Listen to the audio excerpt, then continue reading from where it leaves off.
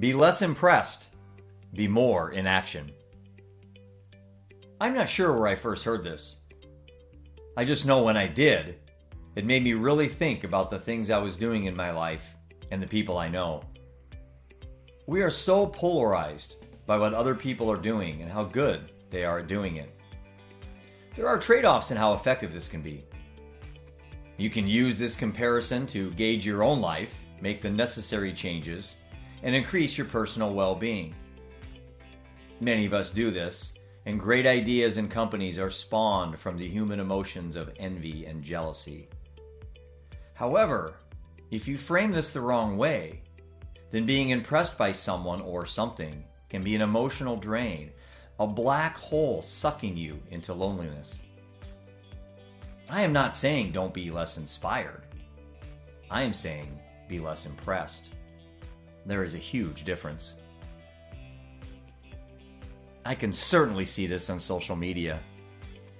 I confess I am guilty of this and am working more by taking action in my own life and focusing less on being impressed by others. Being impressed by someone else takes time and can distract you from your true focus or calling in life. Let me be clear. I am not detracting from the awesomeness out there every day in all the great posts I see and read. Unbelievable stuff and very humbling. My concern, or better yet, an observation is, as we sit around and pat each other on the back and like posts all day long, what are we really accomplishing?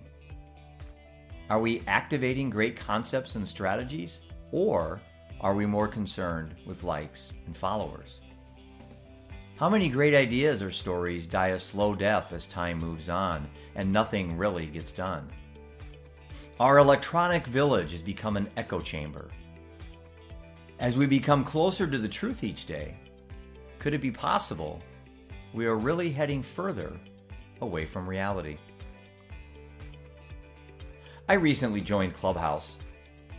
I was intrigued with the concept right away. Talking to people about ideas and concepts and listening to really cool speakers, kind of like being a fly on the wall and having the ability to jump around to different rooms of interest.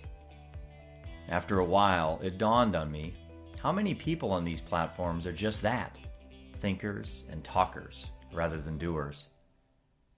Opinions are everywhere. Heck, my opinions are everywhere.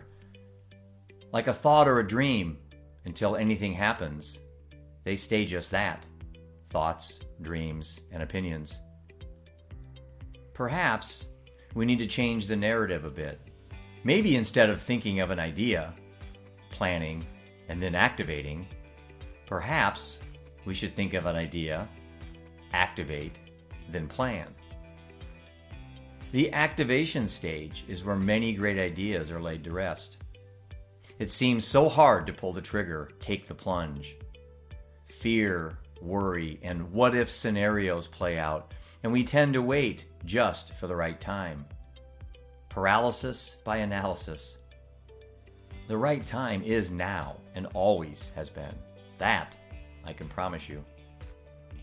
Perhaps the next time you have an idea that you think is really good, activate it right away. If it isn't the right time or even the right action, then make it right.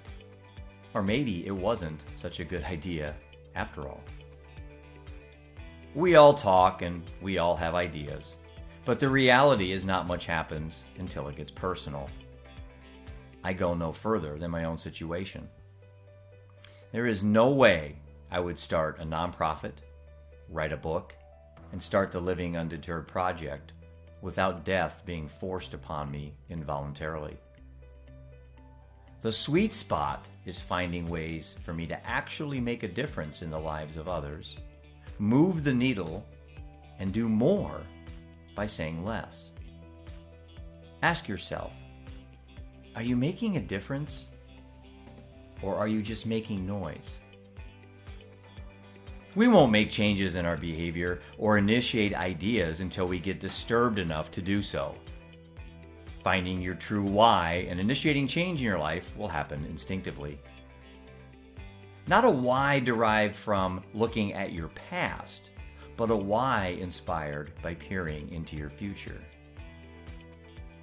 Be less impressed, be more inspired, and be in action. Oh, and if you can, please subscribe to our YouTube channel. That is only if you're inspired. Live undeterred.